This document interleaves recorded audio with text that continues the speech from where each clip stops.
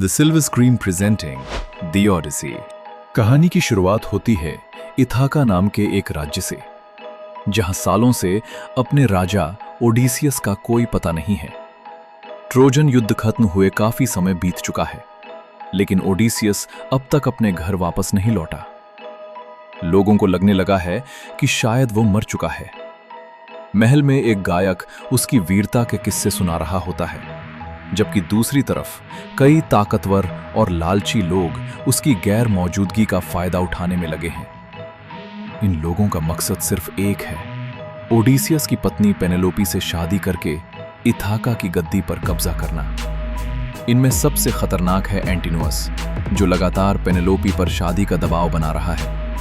लेकिन पूरे राज्य में सिर्फ 3 लोग ऐसे हैं जिन्हें अब भी भरोसा है कि ओडिसियस जिंदा है और एक दिन जरूर लौटेगा।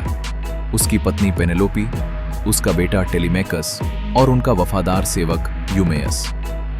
अपने पिता की तलाश में टेलीमेकस एक बड़ा फैसला लेता है।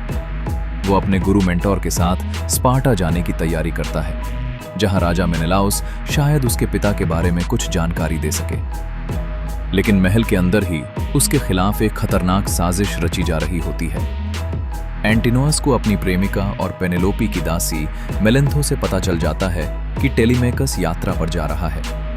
इसके बाद वह दूसरे लालची राजकुमार पॉलीबस के साथ मिलकर योजना बनाता है कि टेलीमेकस के लौटते ही उसकी हत्या कर दी जाएगी और इथाका को लूट लिया जाएगा। उधर स्पार्टा पहुंचने पर मेनेलाउस और उसकी पत्नी हेलेन टेलीमेकस का स्वागत करते हैं। हालांकि उन्हें भी ओडिसियस की वर्तमान हालत के बारे में कुछ नहीं पता, लेकिन वे उसके साहस और बुद्धिमानी से जुड़ी कई कहानियां सुनाते हैं। और यहीं से शुरू होता है ओडिसियस के महान सफर का फ्लैशबैक।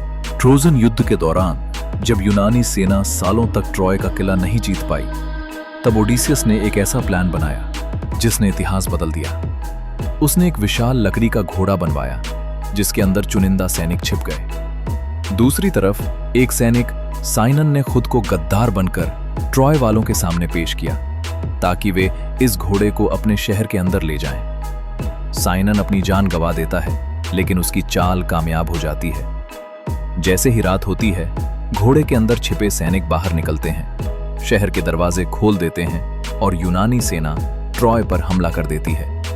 युद्ध खत्म हो जाता है, हेलेन वापस मिल जाती है और राजा मेनेलाउस अपने भाई अगामेम्नोन के साथ घर लौट जाता है। लेकिन ओडिसियस की मुश्किलें अभी शुरू हुई थीं। वो अपने सैनिकों के साथ एक अलग और लंबा रास्ता चुनता है। उसका सबसे भरोसेमंद साथी यूरिलोकस भी उसके साथ होता है। सफर के दौरान वे एक रहस्यमयी द्वीप पर रुकते हैं, जहां उनका सामना होता है एक भयानक दैत्य पॉलीफेमस से।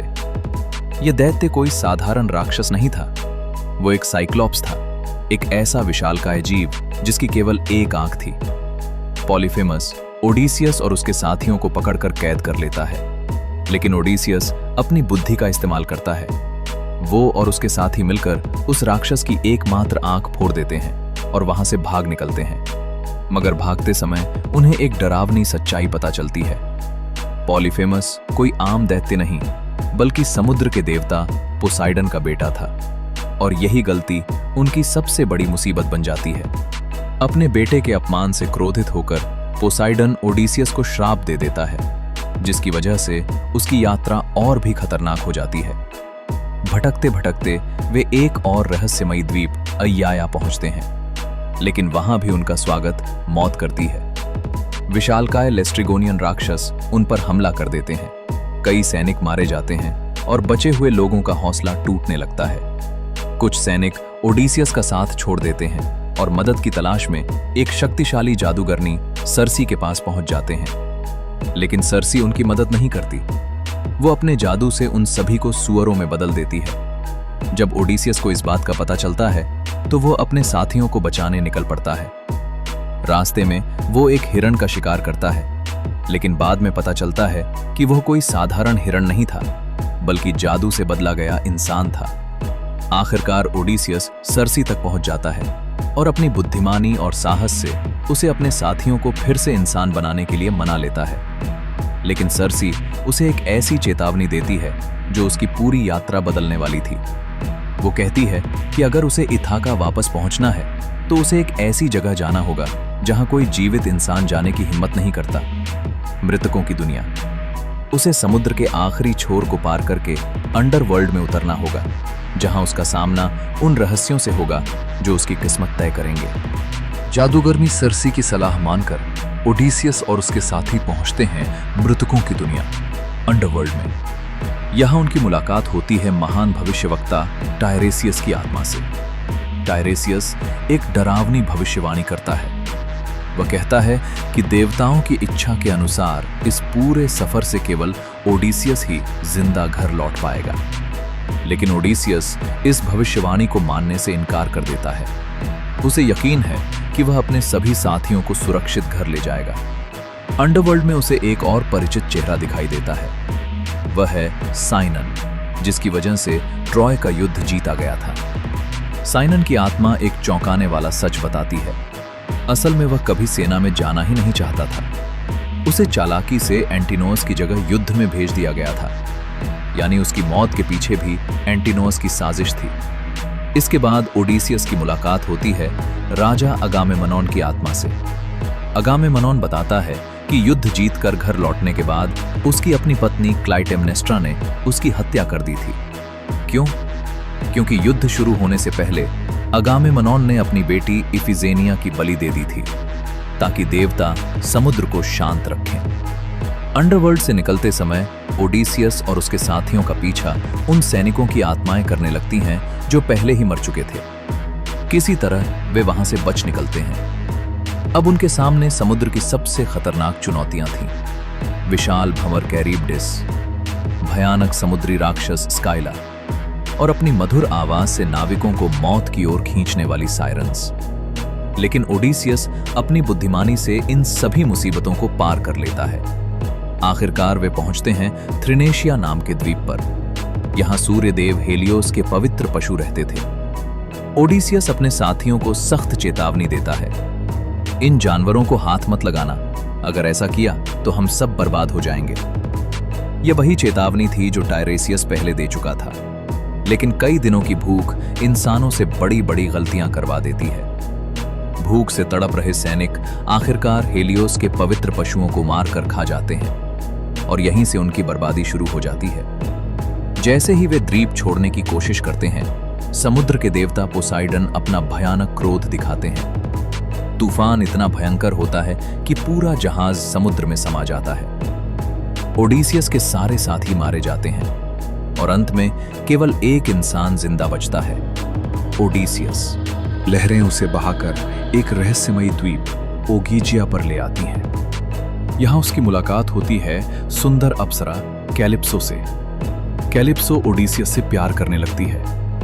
वो उसे ऐसे जादुई फूल खिलाती है जो इंसान की याददाश्त मिटा देते हैं, और देखते ही देखते 7 साल बीत जाते हैं। लेकिन इतने सालों बाद भी ओडिसियस अपने परिवार को नहीं भूल पाता। उसका दर्द देखकर कैलिप्सो का दिल पिघल जाता है। वो उसे जाने की इजाजत दे देती है।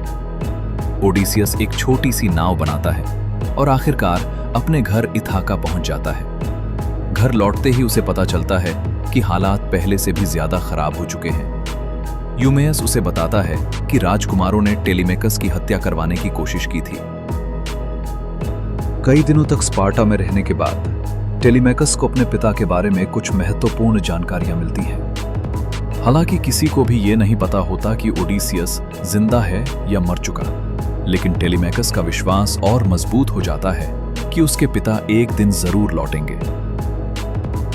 इसके बाद वह अपने गुरु मेंटर के साथ वापस इथाका लौटने के लिए रवाना हो जाता है। लेकिन उसे नहीं पता कि उसके दुश्मन पहले से ही उसके लौटने का इंतजार कर रहे हैं। महल में मौजूद एंटिनोअस और उसके साथियों को टेलीमेकस की यात्रा के बारे में पहले ही पता चल चुका था। उन्हें डर था कि अगर टेलीमेकस जिंदा रहा तो सिंहासन पर उनका कब्जा कभी नहीं हो पाएगा। इसलिए उन्होंने उसकी हत्या की योजना बनाई। जब टेलीमेकस और मेंटर रास्ते में एक मंदिर पर पहुंचते हैं, तब कुछ हमलावर पुजारियों का भेष बनाकर उन पर हमला कर देते हैं। अचानक हुए इस हमले में मेंटर अपनी जान गंवा देता है। लेकिन उसी समय वर्षों बाद अपने घर लौट चुका ओडिसियस वहां पहुंच जाता है। वह हमलावरों का सामना करता है और एक एक करके सभी को मार गिराता है। इस तरह टेलीमैकस की जान बच जाती है, जबकि उसे अभी तक अंदाजा भी नहीं होता कि उसका रक्षक कोई और नहीं बल्कि उसका अपना पिता ओडिसियस है। इसके बाद टेलीमैकस उसे महल तक लेकर जाता है। महल पहुंचते ही एक भावुक पल आता है। ओडिसियस का बूढ़ा कुत्ता आर्गोस उसे पहचान लेता है। सालों से अपने मालिक का इंतजार कर रहा आर्गोस उसे देखकर आखिरी बार मुस्कुराता है और हमेशा के लिए आंखें बंद कर लेता है। इसी दौरान टेलीमैकस भी समझ जाता है कि यही उसका पिता है। महल में एक भव्य दावत रखी जाती है।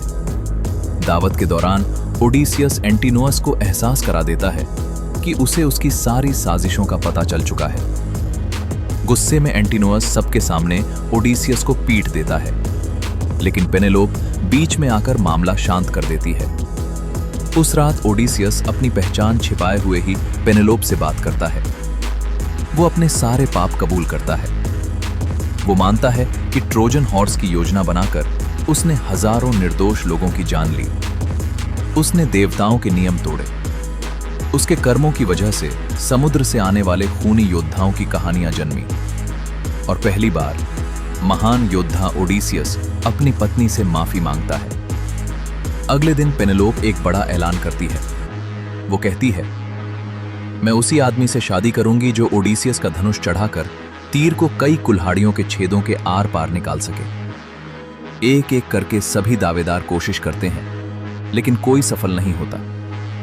तभी एक साधारण भिखारी जैसा दिखने वाला आदमी आगे बढ़ता है। वो आसानी से धनुष चढ़ाता है और तीर सीधा सभी कुल्हाड़ियों के बीच से निकल जाता है।